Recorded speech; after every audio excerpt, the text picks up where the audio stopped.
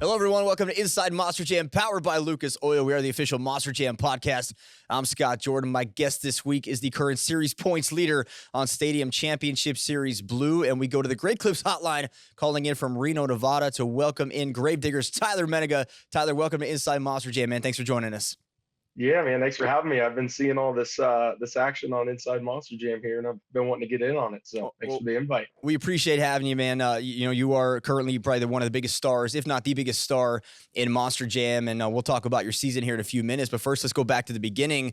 You're from Oskaloosa, Iowa, which the first time I ever heard of Oskaloosa was when I met you. How does a kid from Oskaloosa end up driving at Digger's Dungeon? Talk about that story. Yeah, so honestly, my dad was always involved with the club help with the hanging the banners and everything at the Des Moines, Iowa show. I want to say since like 2002. So eventually I got old enough to start going and helping with him. So I did that. I also did, off-road racing growing up as a child as well. And I just met Adam Anderson at an event one time, and he kind of just invited me out to Digger's Dungeon to come ride his ride truck for him. So quite the story, I guess, for some kid from Iowa, but it all worked out. Well, not many people can go from driving the ride truck at Digger's Dungeon to being one of the biggest stars in Monster Jam. So when you go there and you start driving this ride truck, how big of an influence was Dennis Anderson in your development as a driver when it pertains to going into Monster Jam? Oh, it's huge. I mean, I've been watching Dennis Anderson for years. I have pictures of him at the Minneapolis Metrodome back in the day. But yeah, I mean, I've always been a great Digger fan, always been a fan of Dennis Anderson, and definitely a big influence there. And you mentioned you met Adam Anderson, and he's the reason that you got the opportunity. So talk about the involvement of the Anderson siblings in your development as a driver. Adam, Ryan, Weston obviously was much younger. Kristen, I'm sure, was younger as well. But what was their involvement in helping you get from the ride truck into Monster Jam? Yeah, so honestly, the way Adam had it is he posted a Facebook ad on his private Facebook, and I responded to it thinking, there's no way it's going to happen. And like 10 minutes later, he was on the phone with my dad. I was 15 years old, I think. And now I was going to North Carolina next week. And Ryan didn't even know it, but I was staying at Ryan's house for the summer. Basically, Adam just volunteered Ryan's house up without even telling him. So, yeah, I mean, it was awesome. I'd spend every day that summer running that ride truck in the same path every day from 10 to 4 every day. So it was, I think it definitely helped. Just, for anything, the rear steer, the way you can time the corners and everything like that. I mean, you're doing the same thing over and over and over, and it's the same thing, the same rear system that we run now. So I definitely think that helped out quite a bit. So you were able to start driving at 15 at Digger's Dungeon from 10 to 4 every day. What was the schedule? Like, how many rides did you drive around per day? How many people were you driving per day? I want to say the truck sat 12 people in it, but I could not tell you how many people, how many rides I gave. There's too many to count. I mean, Digger's Dungeon is located right there before the Outer Banks, so that's a vacation, destination for sure.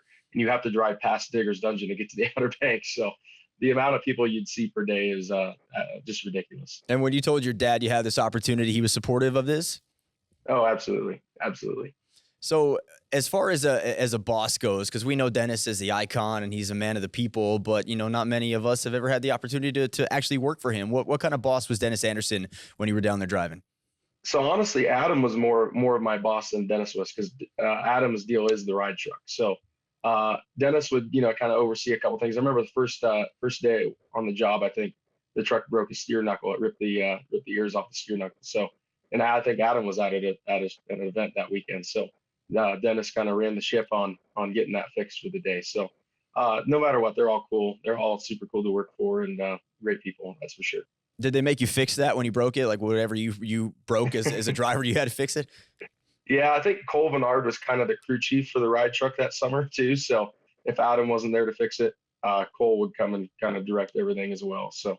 Man, what a time. So Tyler Menninga driving the ride truck, Cole Vennard fixing it, Adam Anderson running the ship. We have so much more with Tyler Menninga, so make sure you stay right where you are. When we come back, we're going to talk about his amazing Triple Threat Series career that led to 4 consecutive championships. All that and more coming up next on Inside Monster Jam, powered by Lucas Oil.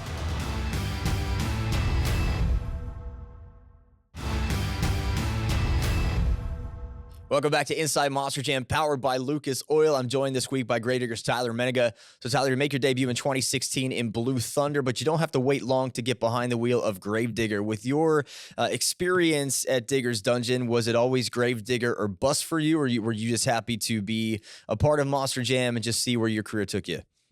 Yeah, definitely just happy to be a part of Monster Jam and see where their career took me. I mean, obviously, big Gravedigger guy growing up, and was a big fan of all the drivers and everything. But I honestly never thought I'd be behind the wheel of a Gravedigger. That's for sure. Well, you have these established names as a part of this lineage. Dennis Anderson, Adam Anderson. You talk about Randy Brown. You talk about Charlie Pawkins, some of those big names, John Zimmer. So when you get the call to tell you that you're going to go behind the wheel of Gravedigger to continue your career, what was your reaction to that? Honestly, I don't even remember what I'm sure it was. I couldn't believe it. I'm sure, but uh, honestly, maybe I thought they were joking or something. I don't know, but I thought I did an all right job my first year in Blue Thunder for being a rookie and everything. But I was happy with Blue Thunder. I was happy to stay there. I didn't have any idea that I was actually going to be switching, so it definitely caught me off guard. So this 15-year-old kid out of Iowa goes to Digger's Dungeon on a whim, messages Adam Anderson, ends up rooming unexpectedly with Ryan Anderson, and then 2 years into your career, you are driving the most famous monster truck in history. That has got to be just a boyhood dream for you. And at the time, you're still young now, but you were incredibly young when you came into sport. Yeah, I was 18 when I think it was a month after my birthday. It was my first test session out at Tom's house. So uh, definitely young, probably one of the youngest drivers ever to start. So definitely pretty cool. What was your experience like at Tom's house at MJU? Tom's house, looking back on it, it was rough. I'm not gonna lie, because you don't get your full seat there. You get just a bucket with no head restraints or shoulder restraints or anything. And I won't lie, it definitely weeds the people out, I think. So we definitely get the best of the best out of Tom. Did you feel like you had any advantage going in there, being that you'd already driven for a summer at Digger's Dungeon? You learned the ropes, and you knew, you mentioned the rear steer. You started to know the technical aspects of this, or did you feel like when you went there, maybe there was some animosity from Tom? Not that he's has that in his character, but you're coming out of Digger's Dungeon, you're going now into Max D territory, and maybe there was this hotshot kid out of Dennis's house ain't gonna do much here. Yeah, I think honestly, the first time it was Tom, I think the only advantage I would have had was just with the rear steer aspect of things. Other than that, I think it was a level playing field. The first time I actually went was me, Tony Oaks, and Miranda Kozad. So pretty cool that we all ended up behind the wheel eventually. So Yeah, yeah, I don't know. It was fun. I know John Zimmer was out there a lot. He was more or less training for after my first time on, I think. So it was either him or Tom, and it was a great time. That's for sure. it's a solid training crew. It's great when you go through that class and all three of you are still very active and competing at a high level. So it's pretty amazing to go through that and see where all three of you are at this point. Yeah, absolutely. So let's talk about your Triple Threat Series career. You go on this epic run from 2017 to 2020. You win 4 consecutive Triple Threat Series championships. At what point during that run did you start to realize that you were doing something very special that hadn't been done before? Honestly, I don't think it was until after the 4 of them were done that I realized that nobody had done that, or I don't know. Because honestly, when I'm on especially on like a triple threat series, I don't like to think about the points, whether it's during the week, whether it's during the event. I don't even think about it. Like I don't sit there and calculate how much I'm ahead or behind my biggest competitor. I just go out and do what I need to do, and I think if I was to worry about it, I would mess up. So I that's my thing with any point series is just don't even think about it usually. Well, Triple Threat Series obviously is such a grind physically and mentally. You go into multiple event weekends. You have to do multiple competitions on different machines. What was that like for you when you come out of MJ? You come out of Tom's house. You go into this arena. More Monster Jam series into a Triple Threat Series where now it's not just driving a monster truck. You got to do speedsters. You got to do ATVs. What was that transition like for you? Yeah, it was tough because like I mean the speedster, that's just driving with the steering wheel, but the ATV is not. I have never rode an ATV, especially like a race bike like that, until I got to Tom's house at MJU. So honestly, I picked it up fairly quick. And thankfully, I don't think I would have won the triple threat, the amount of triple threat tours that I did without picking it up as quick as I did. But that was definitely a challenge, just riding the ATV, and it definitely was a workout too. That's for sure. Yeah, I bet. Well, you make another transition into a stadium series full time. Last year, there were a lot of expectations for you, a lot of hype, and I blame myself for a lot of that as well on our broadcast. But you lived up to that. What was that transition like for you, going from the arenas? I know you've done World Finals before, but into a full time stadium series where it's not 4 to 6 events, it's one or two, and you're on a larger track. What was that like for you? Yeah, so honestly, like I maybe only had 6 stadium events in my whole career up until last year when I got put on the stadium series. And honestly, I think there was more pressure at those because did so bad at them. I would go out and roll over in less than 30 seconds freestyle, roll over, turn in a corner in freestyle, or just the weirdest stuff would happen, and I just would not do good at all. So honestly, when I got to the point last year where I was going to be on a full stadium series, I think it took a lot of pressure off of me then, because at that point I had reached my goal of making it to a stadium series. Well, we're going to talk about your stadium series career here coming up next. Stay tuned. More Tyler Menninga, more Inside Monster Jams on the way next.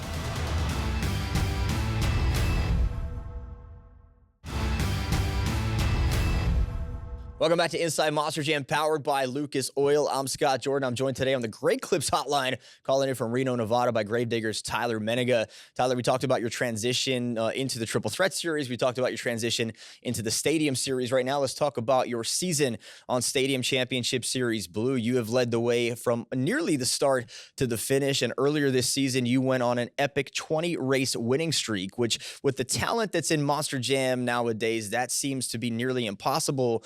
You pulled it off. What was going through your mind during that streak, and how in the heck were you able to go through that lineup the way that you did and win those races in a row? Honestly, I don't know. I started out in San Diego and I made it to the finals the first night, and I lost to John Gordon, and I just kind of figured out what I needed to do, with hitting my marks on the track just right, like where I can short time where everybody else is gaining time on the track. And there's one secret that on that racetrack that I honestly I kind of don't I haven't watched everybody else in a couple weeks, but up until a couple weeks ago, nobody had figured it out yet. So it's definitely pretty cool to be able to go on a streak like that, and I mean it definitely helped out points wise this year as well.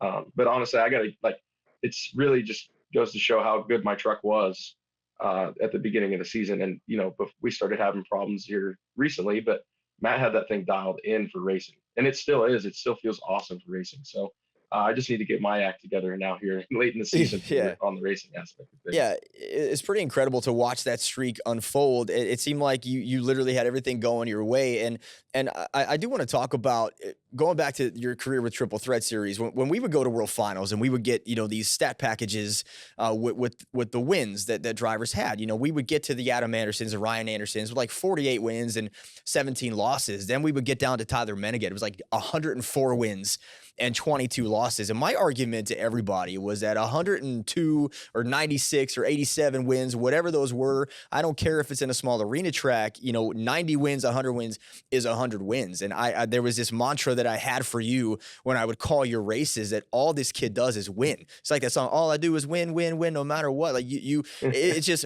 it's mind, the stats you put together in racing is just mind boggling. And you mentioned that you have to get your act together late in the season. I want to talk about that because it seems lately that some of these mechanical gremlins that you had avoided earlier this season are now catching up a little bit. And do you contribute that to maybe your driving style? I know you like to run the truck hard. I know you like to run it through the ground, but is that something that you maybe do too hard early on and too often to where you get to this point late in the season that now it's just really starting to get that wear and tear on your truck? Absolutely. I mean, yeah. I mean, we've talked about it before too. A bunch of between the drivers. I mean, what happens when you go wreck a truck and destroy everything, and the other guy didn't, and his truck's been 100% all week or whatever. But to me, I don't win, lose or draw. I want to win the series. Obviously, I want to win every series, but it's not worth it to sacrifice running easy ever for a little bit, because no matter where we're at, sure, as the series as a whole, you want to win it. But in Houston, Texas, 2 months ago, if I took it easy, the fans aren't going to be happy there. No holds bar for Gravedigger every time when I'm behind the wheel.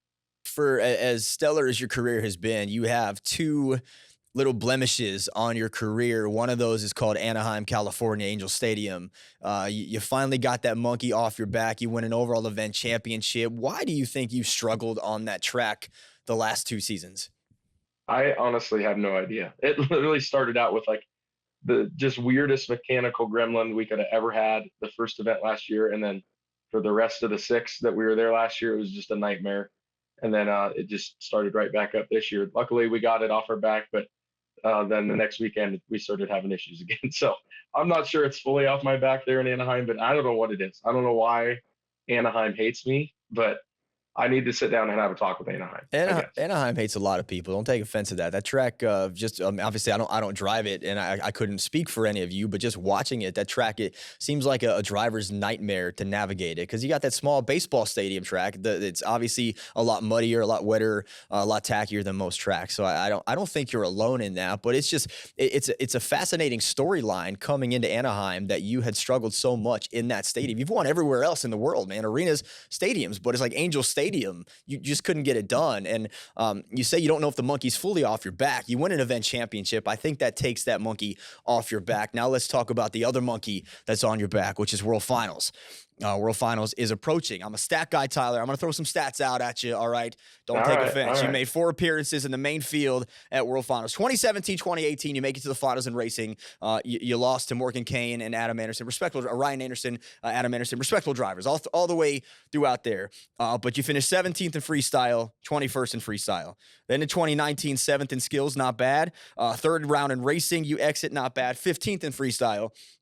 And then in 2022, 2nd in skills, coming up there, racing semifinals coming up there, 9th in freestyle. So coming up there, I think 2022 overall was probably your best performance. So you get all these expectations on you. You get that bullseye on your back because I think a lot of people want to show, that they can beat Tyler Menninga on the track. So what has been the issue with you at World Finals that you feel has gone wrong, that you haven't maybe lived up to the expectations that people in the media like myself have placed on you? Yeah, I don't know. I mean, honestly, I think racing's racing. It's heads up, right? There's a winner, there's a loser. There's not really much controversy there.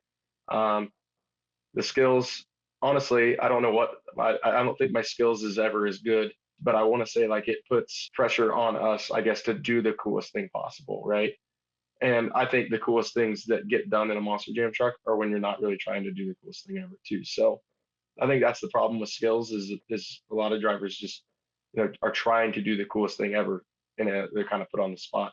Freestyle, I think it's just rolling the dice. I honestly, it depends on where you go in the lineup. It depends on basically how, I mean, you got to think about it this way. Everybody's going to do everything. Last year's World Finals freestyle was one of the best ones I've ever seen. There wasn't, I mean, every trick in the book was done. And I think I was 3rd from last. So I would have literally had to go out there and done the unthinkable. And before I get called out on social media, Morgan Kane was the year before you in 2016. It was Ryan and Adam Anderson that you lost to in the finals, correct? Yeah. Yep. Okay. So just everybody, all the fans, before you attack me on Twitter, I got it right. All right. I have all the love in the world for Morgan Kane, though. So World Finals approaching this year, July 1st in Nashville, Tennessee, Nissan Stadium. What are you going to try to do, or what are you thinking of doing to try and win yourself a World Finals championship?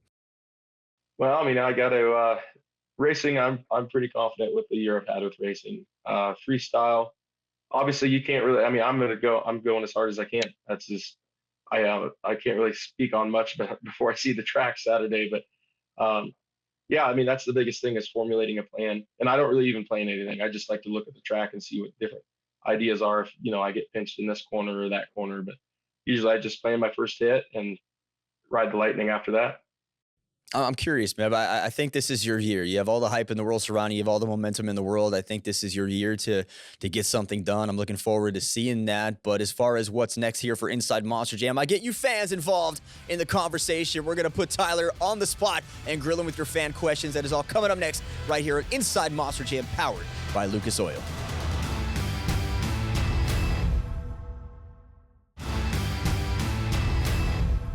Welcome back to Inside Monster Jam, powered by Lucas Oil. I am joined on the Great Clips Hotline by Gravedigger's Tyler Menninga. Each week, I invite you to be a part of the conversation on Instagram. You can follow me at ScottJordanMJSX. You can ask your questions to the biggest stars in the sport. And right now, we're going to grill Tyler Menninga with some fan questions. And up first, Rick TRD88 has the greatest question that I have ever heard. It is, how are you handling being an absolute unit? And that is a heck of a way to put put your Uh, domination on this season, man. It's a valid question. So man, I don't know. I don't know. I wouldn't even say it's a complete domination. I mean, I think the art to where everybody gets along so good and I mean, it is competitive. I want to win. Everybody wants to win, right? But I mean, off the track, we don't have one conversation about like points or how. I mean, we'll think about, oh man, what you did was cool or whatever. We'll go out to dinner and talk about that. But I don't know.